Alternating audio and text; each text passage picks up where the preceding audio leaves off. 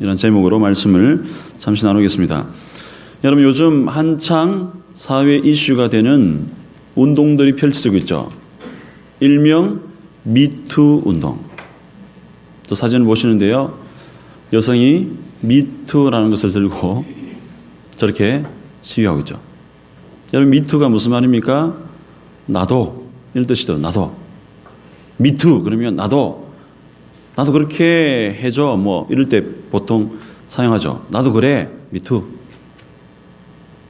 근데 이 미투라는 이 영어 표현을 사용해서 나도 당했다라며 자신이 겪은 성범죄 피해 사실을 SNS에다가 올려서 다시는 이런 일들이 일어나면 안 된다라는 마음으로 캠페인을 벌이고 있습니다. 문화계를 필두로 해서 언론계, 심지어는 연예계, 또 법조계, 정계, 재계, 대학가 할 것 없이 심지어는 종교계에 이르기까지 수많은 사람들이 아니 어떻게 저럴 수가 있지? 어떻게 저럴 수가 있을까? 아니 저 사람이 어떻게 그런 짓을, 참 알다가도 모르는 그런 숨겨졌던 죄악들이 낱낱이 온천하에 밝히 드러나고 있습니다. 곧 우리들의 부끄러움을 일면 여과 없이 그대로 파헤쳐지고 있습니다. 여러분, 이런 세상 속에 숨겨진 죄악들을 보면서 여러분 무엇을 느끼고 계십니까? 여러분, 미투 운동을 보면서 개인적으로 무엇을 깨닫고 계십니까? 저는 이 미투 운동을 보면서 두 가지를 깨닫게 되었는데요. 첫째는 죄는 결코 숨길 수 없구나.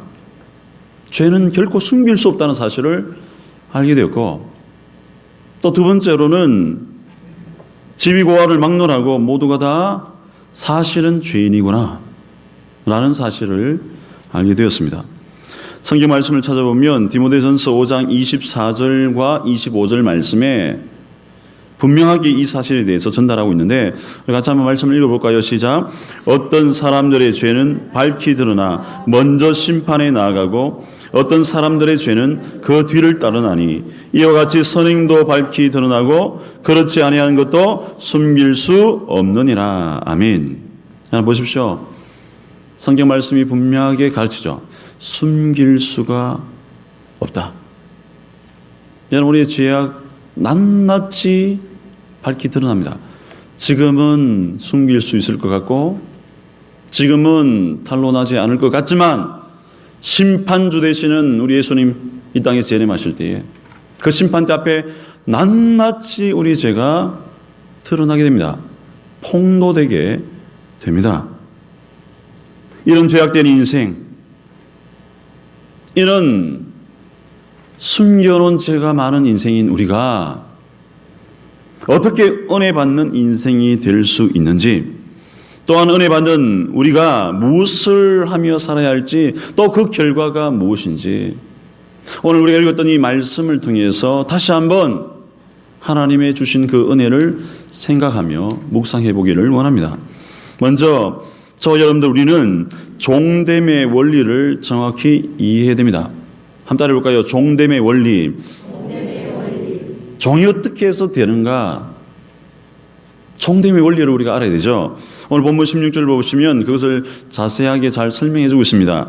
너희 자신을 종으로 내주어 누구에게 순종하든지 그 순종함을 받는 자의 종이 되는 줄을 너희가 알지 못하느냐? 혹은 죄의 종으로 사망에 이르고 혹은 순종의 종으로 의에 이르느니라. 그렇습니다. 누군가에게 종이 된다는 것, 누군가에게 얽매여진다는 것은 오늘 본문 16절의 말씀처럼 너희 자신을 종으로 내주어 누구에게 순종하든지. 자, 종으로 내준다는 사실에 포인트가 있죠. 종으로 내주는 거예요. 내주는 거. 누군가에게 어떤 영역에게 내 삶을 노출시키는 거예요. 그리고 그 삶을 맡기는 것이죠. 예를 들어 본다면 여러분, 계속해서 핸드폰 게임에 노출되다 보면 어떻게 됩니까? 여러분, 자녀들을 키우고 있죠? 자녀가 핸드폰을 손에서 놓지 않고 있습니까? 이미 중독된 것이죠. 핸드폰 게임에 노출되어져서 그 핸드폰 게임만 하고 있다면 이미 그 자신을 핸드폰에게 맡겼기 때문에 핸드폰의 종이 되는 것입니다. 여러분, 누군가에게 자기 자신을 내줄 때에 맺어지는 관계가 바로 종의 관계입니다. 한국과학기술개발원에서 실시한 이 스마트폰 중독 현황에 대해서 조사한 결과가 나타났는데요. 우리나라에 이 스마트폰 중독군에 속한 사람이 무슨 말인가 하면 이미 중독된 사람들이 39.8%다. 근 40% 가까이가 이미 스마트폰에 중독되어 있다. 그렇게 이야기하고 또 이미 위험군에 빠져 있는 사람, 이제 곧 찰나 중독군으로 넘어가는 사람이 19.5%다라고 데이터를 발표했습니다. 59.3%가 아니 절반 이상이 이미 스마트폰 중독에 빠져 있다라고 이야기합니다. 여러분, 스마트폰에 노출되어졌을 때에 거기에 자기를 맡겼을 때에 스마트폰 중독자가 되는 거거든요. 노예가 됩니다. 폰이 이끄는 대로 가는 것이죠. 그것 없으면 불안해하고 힘들어하게 되죠. 이미 그것에 잠식되었다라는 것을 알려주고 있습니다. 사랑하는 성도 여러분, 어떤 분이 이런 질문을 던집니다. 목사님, 그것은 스마트폰에 대한 이야기죠. 저는요, 제 자신을 죄에게 종으로 내준 일이 없는데요. 저는 제 자신을 죄에게 종으로 내준 일이 없습니다. 예, 그렇게 생각할 수도 있습니다. 그런데 여러분, 안타깝게도 저와 여러분들은 나면서부터 아담이 저질렀던 죄의 원흉인 원죄를 안고 출생하게 되었습니다. 오늘 본문 17절 말씀을 보시면 너희가 본래 죄의 종이더니, 저와 여러분들이요 원래 소속된 그 주인이 바로 죄다라는 사실을 오늘 말씀이 가르쳐주고 있죠. 너희가 본래 죄의 종이더니, 아무리 깨끗한 악이라 할지라도 갓 태어난 그런 순결한 정말 정결한 깨끗한 악이라 할지라도 이미 죄의 결과물임을 성경은 우리에게 고발하고 있습니다. 타락한 성품을 갖고 출생하기 때문에 마치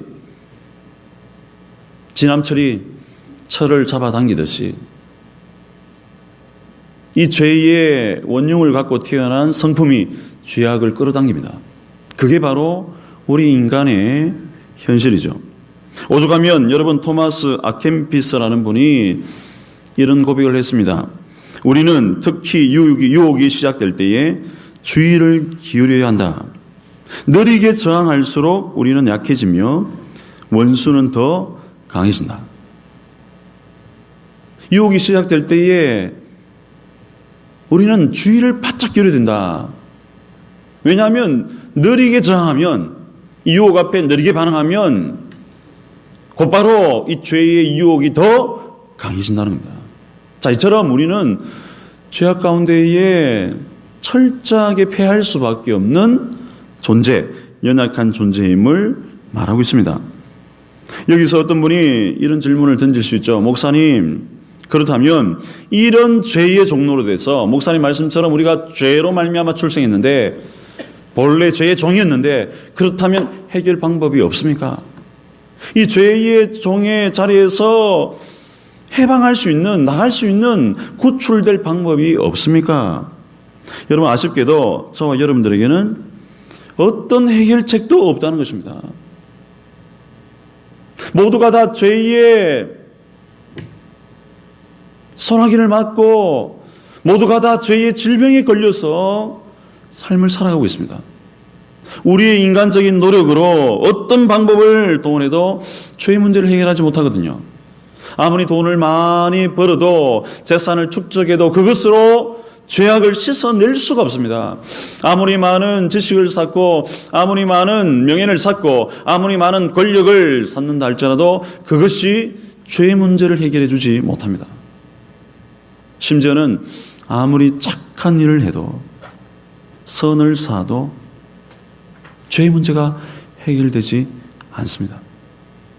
지난번에도 제가 말씀을 드렸지만 돌을 닦고 공을 세우고 제사를 지내도 도공제를 아무리 해도 세상의 종교는 이것을 통해서 구원을 받는다 이야기하지만 돌을 닦고 공을 쌓고 제사를 아무리 지내도 우리의 죄악을 씻어낼 수가 없습니다.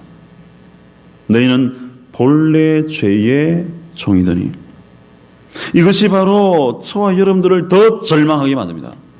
우리의 노력으로 해결할 수 없기 때문에 더 절망에 빠지죠. 이것을 신학적인 용어로 인간의 비참함이라고 표현합니다. 한번 따라해볼까요? 인간의 비참함. 저 여러분들 인간의 비참함 속에 빠져 있습니다. 참 안타까운 이야기죠. 어떻게 해서라도 이 비참함 속에서 살아나올 수가 없다라는 것입니다. 앞서 제가 말씀을 드렸던 것처럼 여러분 미투 운동이 우리에게 무엇을 보여주고 있습니까? 깨끗한 척은 할 수 있어도 깨끗할 수는 없다라는 것을 보여주죠. 겉으로는 그럴듯하게 포장하고 대단한 사람으로 포장하고 도덕과 인격과 성숙을 겸비한 사람처럼 비춰지지만 그 속을 파헤쳐 들어가니까 시커먼 죄악들이 숨겨져 있거든요. 겉으로는 깨끗한 척을 하는데 속에는 절대 깨끗하지 않는, 깨끗할 수 없는 존재, 그게 바로 우리들의 자화성입니다. 사랑하는 성도 여러분, 어떤 분이 목사님 저는 그런 극단적인 죄를 저지르지 않았는데요, 그것은 지금 매스컴에 드러나고 있는 일부의 사람들의 죄목 아닙니까? 라고 반증할 수 있겠죠. 예, 물론 여러분은 잘하고 있습니다. 겉으로 죄악을 안 저질렀다는 건 굉장히 잘하는 일이죠. 그런데 사실 여러분, 우리가 극단적인 범죄를 안 저질렀다고 해서 죄로부터 자유할까요? 안 그렇거든요. 하루 한순간 단 1분 1초 순간에도 죄가 우리를 엄습합니다. 마음으로 형제를 미워하고, 마음으로 간음하고, 마음으로 주위 사람들을 판단하고 평가하고 정죄하고, 온갖 유혹과 욕심과 내가 저것 취하면 내가 부자 될 텐데, 내가 이렇게 하면 잘 될 텐데, 여러분 마음으로 범죄하지 않습니까? 우리는 미투 운동의 가해자가 아니다라고 이야기하지만 실제로 주님의 말씀을 들고 들어가 보면 우리 역시도 마음으로 얼마나 많은 범죄를 저지르고 있는지 모릅니다. 어떤 목사님이 교도소에서 설교를 할 때에 그렇게 이야기했다고 하지 않습니까? 지금 이 자리에 있는 여러분들은 죄가 들통이 나서 이 자리에 있지만 오늘 저 세상 밖에 있는 사람들은 죄가 탄로나지 않았기 때문에 세상에 있습니다. 사랑하는 성도 여러분, 우리가 바로 그런 사람이라고요. 오늘 저와 여러분들이 그런 존재라고요. 인간의 비참함 속에 빠져서 어떤 내 노력으로도 헤쳐나올 수 없는 존재가 바로 저와 여러분들입니다. 이런 우리에게 무엇이 필요합니까? 이런 우리에게 어떤 은혜가 필요합니까? 절망에서 소망을 노래할 수 있는 은혜가 필요합니다. 죽음에서 생명으로 살리는 은혜가 필요합니다. 좌절에서 희망을 노래할 수 있는 은혜가 필요합니다. 슬픔에서 기쁘게 만드는 은혜가 필요합니다. 그 은혜가 바로 예수 그리스도의 보혈로 우리에게 주어지는 줄로 믿습니다. 예수님의 보혈 외에는 답이 없다는 거예요. 답이. 우리를 살리는 은혜, 우리를 고치는 은혜, 우리를 자유케 하는 은혜가 오늘 저와 여러분들에게 필요합니다. 세상 어디를 봐도 여러분이가 기댈 곳이 없잖아요. 어느 한 사람을 봐도 그렇게 믿었던 사람도 믿는 도끼에 발등 찍히는 시대가 오늘 이 시대거든요. 저 사람만큼은 아니겠지 라는데 그 사람조차도 죄의 온상 속에 빠져 있거든요. 사랑하는 여러분, 절망에서 일으키는 은혜가 우리에게 필요합니다. 죽음에서 우리를 살리는 은혜가 필요합니다. 고통에서 슬픔에서 우리를 자유케 하고 기쁘게 하는 은혜가 필요합니다. 그 은혜는 바로 예수 그리스도의 은혜입니다. 십자가의 은혜. 여러분, 은혜의 특징이 무엇입니까? 주님의 은혜의 특징이 무엇입니까? 결코 되갚을 수 없다는 것입니다. 어떤 우리의 노력으로도, 어떤 우리의 헌신으로도, 어떤 우리의 봉사로도 주님의 십자가 보혈의 은혜 갚을 수가 없습니다. 사랑하는 성도 여러분, 그렇습니다. 우리는 내 노력이 아니라 되갚을 수 없는 하나님의 은혜로 주인이 바뀐 인생이 되었습니다. 은혜로 주인이 바뀌어졌습니다. 한번 따라 보겠습니다. 은혜로 주인이 바뀌었습니다. 옆에 분에게 이렇게 축복해 주시기 바랍니다. 은혜로 주인이 바뀌어졌습니다. 힘을 내세요. 은혜로, 하나님의 은혜로 주인이 완전히 바뀌어버렸어요. 내 노력으로는 어떻게 할 수가 없는데 하나님의 은혜로 주인이 바뀌어버렸어요. 죄의 종노릇하던 우리가 의의 종이 되었습니다. 은혜 아니면 살아갈 수가 없네. 찬양처럼 은혜 아니면 살아갈 수가 없네. 여러분, 은혜 아니면 살아갈 수가 없다는 이 고백이 얼마나 우리의 가슴을 뜨겁게 만드는지 모릅니다. 대심한 기간 때에 어느 권사님이, 목사님, 모든 게 다 하나님의 은혜입니다. 예수님의 은혜 없이는 하루라도 살아갈 수가 없습니다. 그런 고백을 하시더라고요. 정말 맞는 정답이죠. 여러분, 우리가 은혜 없이는 살 수 없는 거예요. 오늘 내가 이렇게 호흡을 하고, 오늘 내가 이렇게 거동을 하고, 오늘 내가 이렇게 멀쩡한 정신으로 예배를 드릴 수 있고, 오늘 내가 이렇게 살아서 하나님께 예배할 수 있는 것이 하나님의 은혜인 줄로 믿습니다. 모든 게 은혜예요. 하나님의 은혜로 우리가 이곳에 서 있습니다. 오늘 본문 17절과 18절의 말씀을 보십시오. 하나님께 감사하리로다. 너희가 본래 죄의 종이더니 너희에게 전하여 준 바 교훈의 본을 마음으로 순종하여 죄로부터 해방되어 의에게 종이 되었느니라. 여러분, 우리는 본래 죄의 종이다라고 조금 전에 말씀을 드렸죠. 이 말씀은 뒤집어 보면 우리에게는 희망이 없다라는 메시지입니다. 죄 가운데 가니까 죄 가운데서 벗어날 길이 없다. 다른 말로 희망이 없다라는 메시지죠. 그런데 하나님이 이런 저와 여러분들에게 무엇을 주셨습니까? 오늘 말씀을 보시면 너희에게 전하여 준 바 교훈의 본을 주셨습니다. 너희에게 전하여 준 바 교훈의 본, 바로 생명이신 예수 그리스도, 우리를 살리고 키우고 고치는 복음의 능력을 우리에게 허락해 주셨습니다. 바로 예수 그리스도의 십자가 복음, 예수 그리스도의 십자가 대속의 복음이 저와 여러분들을 살리고 있습니다. 여러분, 저와 여러분들의 그 주홍같이 넘쳐나는 죄악들, 그러나 우리 예수 그리스도의 십자가에서 뚝뚝 흘려지는 그 피로 말미암아 우리의 모든 죄악을 덮어 주신 줄로 믿습니다. 우리 죄악을 덮어주셨어요. 예수 그리스도의 십자가 보혈의 은혜로. 얼마나 신비롭고 놀라운 기적입니까? 이 부분에 대해서 로마서 3장 23절과 24절에 아주 우리에게 잘 표현해주고 있죠. 같이 한번 말씀을 읽어보겠습니다. 시작. 모든 사람이 죄를 범하였음에 하나님의 영광에 이르지 못하더니 그리스도 예수 안에 있는 속량으로 말미암아 하나님의 은혜로 값없이 의롭다 하심을 얻은 자 되었느니라. 아멘. 여러분, 예수 그리스도 안에 있는 속량으로 말미암아 은혜로 값없이 의롭다 칭함을 받았습니다. 뭘로 의롭다 칭함을 받았어요? 은혜로. 전적인 하나님의 은혜, 십자가 복음의 은혜로 누구든지 그 십자가 복음을 마음으로 받아들이기만 하면 모든 죄의 속박에서 벗어나게 될 줄로 믿습니다. 이게 큰 은혜거든요. 이보다도 더 큰 은혜가 우리에게는 없습니다. 여러분, 무엇으로 여러분이 영생을 살 수 있겠습니까? 여러분은 이 세상에서 무엇을 가지고 영생을 구매할 수 있겠습니까? 없거든요. 오직 주의 보혈밖에 없습니다.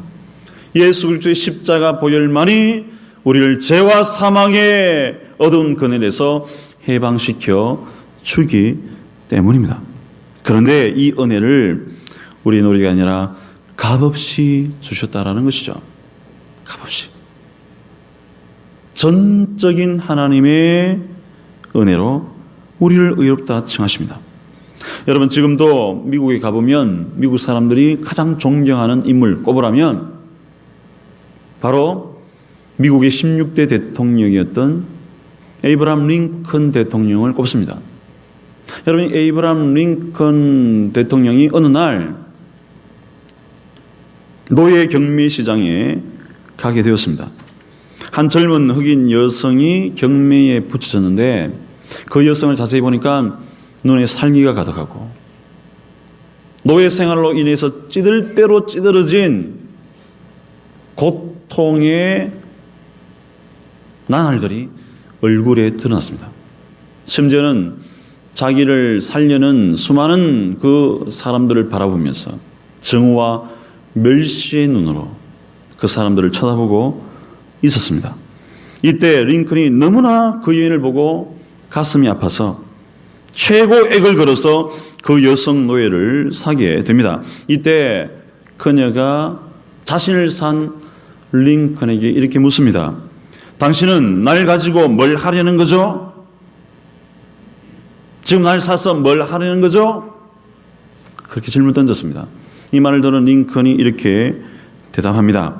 당신을 자유롭게 하려 합니다. 당신을 자유롭게 풀어주려고 합니다. 그러니 또 그녀가 이렇게 묻습니다. 무슨 대가로 그러시는 거죠? 링컨이 대답합니다. 아무 대가가 없습니다. 그 흑인 여성이 마지막으로 다시 한 번 더 이렇게 묻습니다. 정말 내가 원하는 것은 무엇이든지 할 수 있도록 자유를 주신다는 말입니까? 링컨이 끝으로 이렇게 대답하죠. 네, 당신이 하고 싶은 뭐든지 다 하도록 자유를 주겠습니다. 당신이 가고 싶은 대로 어디든지 마음대로 가십시오. 그 순간에 이 여인의 얼굴에 있던 증오와 멸시와 잔인했던 그 눈빛이 바뀌어지면서 얼굴에는 미소를 머금고 그녀가 링컨에게 이렇게 대답합니다. 그러면 저는 당신이 가는 대로 따라가겠습니다. 사랑하는 성도 여러분, 우리가 바로 이런 존재입니다. 하나님의 값없는 은혜로 예수 그리스도의 십자가 사랑으로 죄의 종에서 의의 종으로 주인이 바뀌어졌습니다. 아무런 대가 없이, 아무런 값 없이 전적인 하나님의 긍휼하심으로 죄악에 있던 본래의 죄의 종들이 예수 그리스도의 보혈의 피로 말미암아 의의 종으로 바뀌어지게 되었습니다. 사랑하는 성도 여러분, 이 사실을 늘 삶 속에서 기억하십시오. 길을 걸을 때도 밥을 먹을 때도 여러분의 모든 삶의 현장 속에서 내가 이렇게 죽을 수밖에 없던 죄인이었는데 예수 그리스도를 믿음으로 말미암아 하나님이 거저 주시는 그 복음의 은혜로 이제는 자유하게 되었구나. 하나님 나라의 백성이 됐구나. 이 세상 잠시 있다 가는 것인데 죄악된 이 세상 속에서 때로는 고통을 당하고 어려움을 당한다 할지라도 내게는 영원한 생명이 주어졌구나. 이 사실을 기억하시면서 하나님의 은혜를 노래하시기를 부탁드립니다. 사랑하는 옥토교회 성도 여러분, 오늘 본문 15절의 말씀 보시면 사도 바울이 이런 하나님의 값없는 은혜를 받은 우리에 대해서 무엇을 명령하고 있습니까? 15절 말씀을 같이 읽어보면요. 시작. 그런즉 어찌하리요? 우리가 법 아래에 있지 아니하고 은혜 아래에 있으니 죄를 지으리요? 그럴 수 없느니라. 아멘. 사도 바울이 신분이 바뀐 우리가 더 이상 죄의 종로로 탈 수 없음을 강력하게 선포하고 있죠. 마치 흑인 여성이 이제 그 자유를 준 링컨을 따르겠다라는 고백처럼 저와 여러분들은 우리의 의의 태양이 되시는 하나님을 따라서 순종하는 인생이 되어야 합니다. 순종하는 인생이 되어야 됩니다.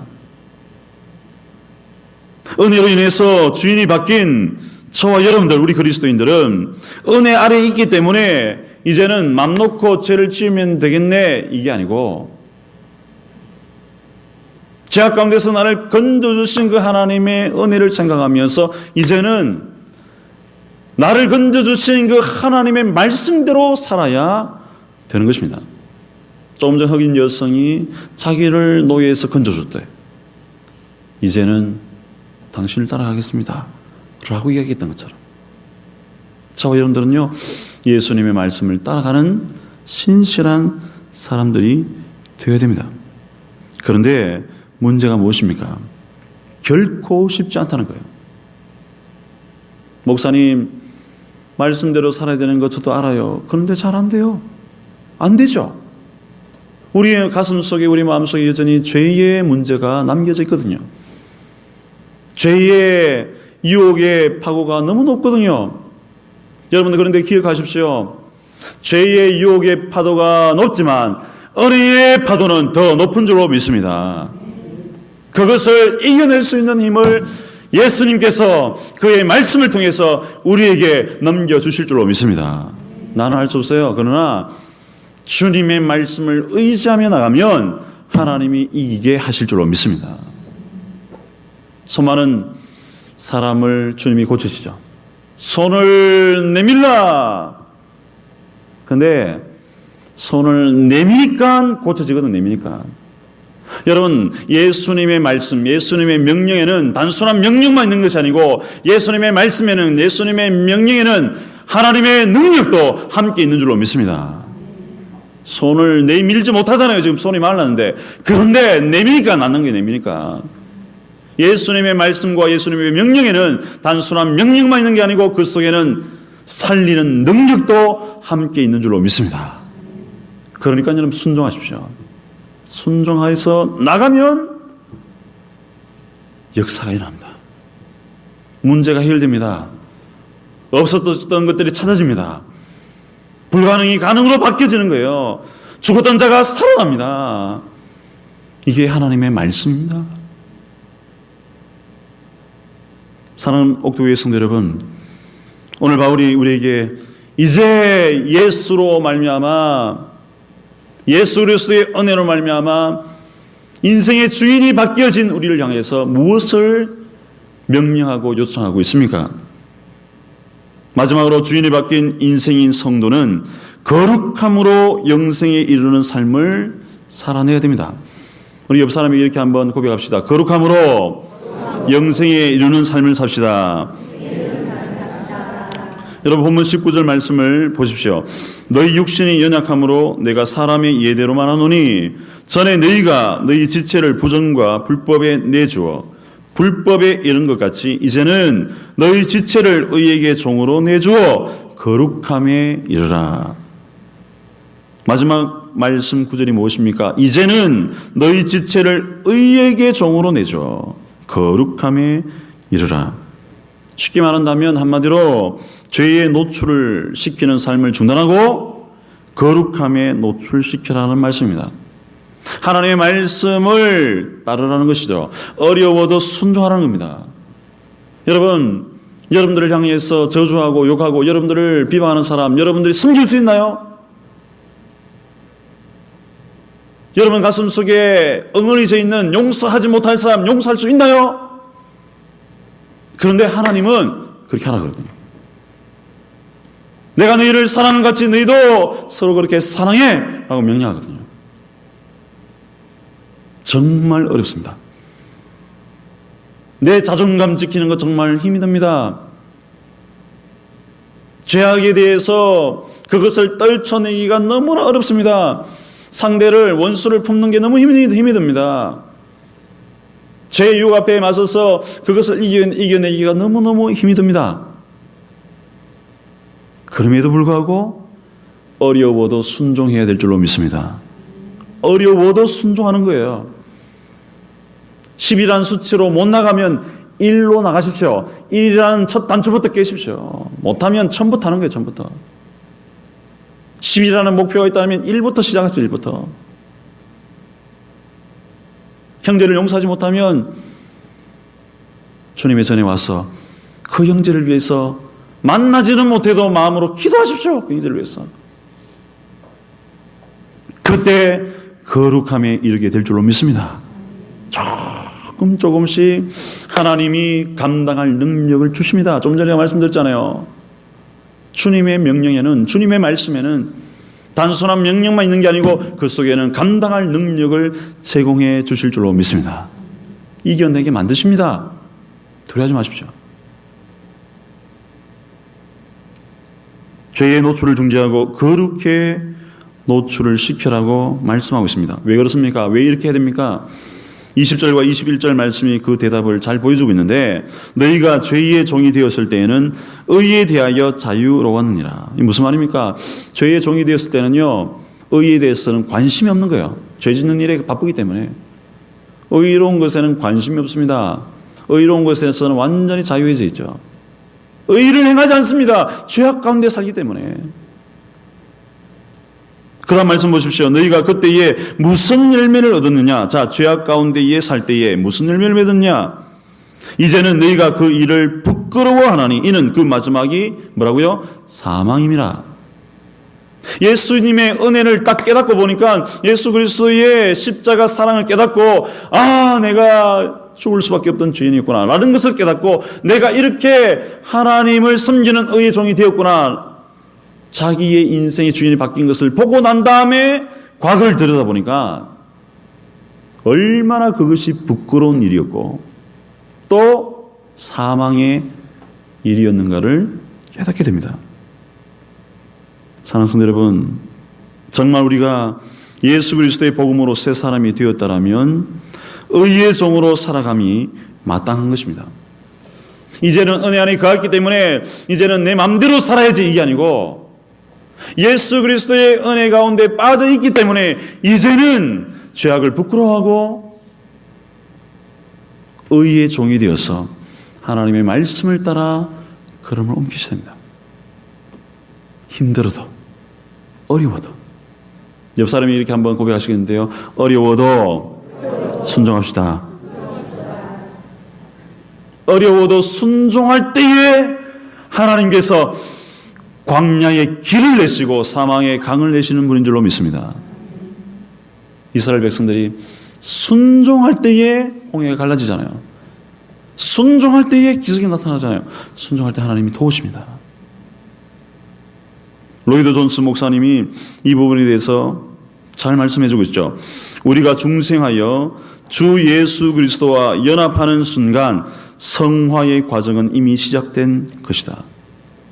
우리가 중생하여 주 예수 그리스도와 연합했다. 무슨 말입니까? 예수님을 믿음으로 영접했는 그 순간, 의롭다 칭함을 받는 그 순간 성화의 과정이 시작되고 있습니다.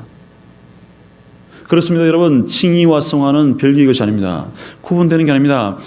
의롭다 칭함을 받는 순간 그때부터 하나님의 백성으로서 살아가야 됩니다. 그게 우리에게 주어진 책임입니다. 의롭다 칭함을 받는 백성은 의롭게 사는 백성임을 철저히 자각하시길 바랍니다.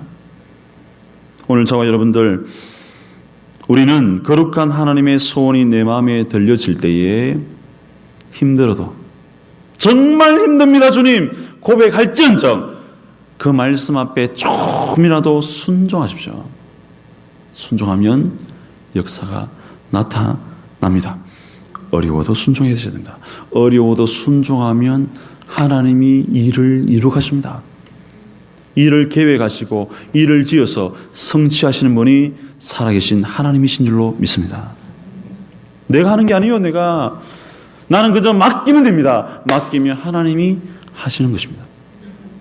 빌립보서 2장 13절 말씀 같이 한번 함께 읽어보겠습니다. 시작. 너희 안에서 행하시는 이는 하나님이시니 자기의 기쁘신 뜻을 위하여 너희에게 소원을 두고 행하게 하시나니. 아멘. 보십시오. 너희 안에서 행하시는 이는 누구라고 표현하고 있습니까? 하나님이십니다. 옆 사람이 이렇게 한번 격려하십시오. 하나님이 행하십니다. 걱정하지 마십시오. 하나님이 행하시고 하나님이 우리 마음에 소원을 두고 행하게 하십니다. 반드시 하나님이 우리의 순종하며 나갈 때 하나님이 이기게 하십니다. 그걸 체험하십시오. 오늘 본문 22절에 이렇게 하나님의 말씀에 순종하며 나갈 때 어떤 결과가 우리에게 주어진다라고 성경은 가르쳐주고 있습니까? 우리 같이 한 목소리로 함께 읽어보겠습니다. 시작. 그러나 이제는 너희가 죄로부터 해방되고 하나님께 종이 되어 거룩함에 이르는 열매를 맺었으니 그 마지막은 영생이라. 아멘. 그렇습니다. 비록 용서할 수 없는 친구를 만난다 할지라도, 나를 괴롭히는 원수가 도처에 있다 할지라도 말씀을 붙들고 예수 그리스도를 의지하며 주님의 명령에 순종할 때에, 그들을 섬길 때에 우리는 거룩한 인생이 되는 것입니다. 그리고 영생의 축복을 경험하게 됩니다. 헬라 대제국을 건설했던 유명한 알렉산더 대왕, 이분에 대한 일화가 있는데요. 그의 휘하에 알렉산드란 똑같은 이름의 졸병이 있었습니다. 누가 있었다고요? 알렉산더 쫄병. 알렉산더 대왕도 있고 알렉산더 쫄병도 있는 거예요. 근데 이 알렉산더 쫄병이, 똑같은 이름을 가진 쫄병이 마음대로 사는 거예요. 주위의 평판이 좋지 않게 마음대로 살아갑니다. 알렉산더의 이름에 먹칠을 하고 다닙니다. 이 소식을 알았던 알렉산더 대왕이 예고도 없이 이 쫄병의 막사에 방문하게 됩니다. 그리고 겁에 벌벌 떨고 있는 이 알렉산더 쫄병에게 이렇게 말을 합니다. 네가 알렉산더라지? 내가 지금 너에게 두 가지를 명령하겠다. 내 이름을 바꾸든지 아니면 내 삶을 바꿔라. 내 이름을 바꾸든지 아니면 내 삶을 바꿔라. 사랑하는 성도 여러분, 저와 여러분들은 성도, 십자가 은혜로 주인이 바뀐 인생임을 기억하시기를 바랍니다. 십자가 은혜로 주인이 바뀌어졌어요. 비록 세상에 죄의 유혹이 강하다 할지라도 그 죄의 파고보다 높으신 하나님을 의지하시고 믿음으로 그 말씀에 어려워도 순종해서 하나님의 능력의 기적을 맛보시고 주인이 바뀐 인생으로서 하나님의 영광을 드러내시며 세상 가운데에 하나님의 사랑을 증거할 수 있는 저와 여러분들이 다 되시기를 주님의 이름으로 축복합니다. 기도하겠습니다. 하나님 아버지 감사합니다. 부족한 우리의 인생 주께서 함께하여 주십시고 주인이 바뀐 인생으로서